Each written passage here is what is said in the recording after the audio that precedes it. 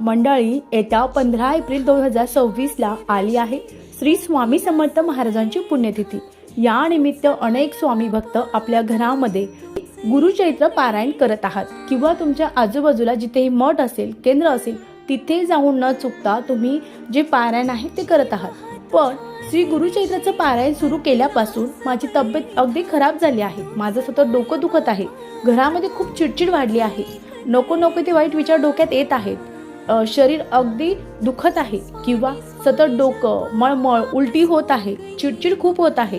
अगदी असं वाटत आहे की आता जे पारायण आहे किंवा जे पारायणाचे पुढचे अध्याय राहिले आहे ते वाचावेसे वाटत नाही। सतत काही ना काही त्रास होत आहे, अगदी नको नकोसं झालं आहे। असं जर तुमच्यासोबत घडत असेल तर पुढचं अवश्य ऐका। मंडळी, आपल्या शरीरामध्ये वाईट शक्तीचा किंवा नकारात्मक शक्ती जास्त असेल किंवा घरामध्ये वाईट शक्ती असेल, नकारात्मकता जास्त प्रमाणात असेल, ती तुमच्या घरातून निघून जात आहे। या कारणामुळे तुम्हाला जो त्रास आहे तो होत आहे।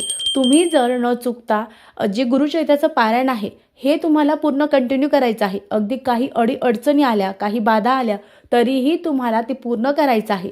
यामुळे तुमच्या आजूबाजूची नकारात्मकता, शरीरात असलेली नकारात्मकता, वाईट शक्ती दूर होते। अगदी साक्षात श्री स्वामी समर्थ महाराज सुद्धा किंवा दत्त महाराज सुद्धा आपली परीक्षा घेण्यासाठी येत असतात की आपला जो भक्त आहे तो अगदी नियम पाळून गुरुचरित्राचं पारायण करत आहे की नाही याची सुद्धा परीक्षा घेत असतात। त्यामुळे आपल्याला काहीही बाधा आली तरी जे गुरुचरित्राचं पूर्ण 1 अध्याय ते 53 अध्याय पर्यंत आपल्याला जे वाचन आहे ते पूर्ण करायचं आहे। आणि यानंतर आपल्या जीवनामध्ये सुख, शांती, समृद्धी, आरोग्य आपल्याला अखंड लाभणार आहे। श्री स्वामी समर्थ।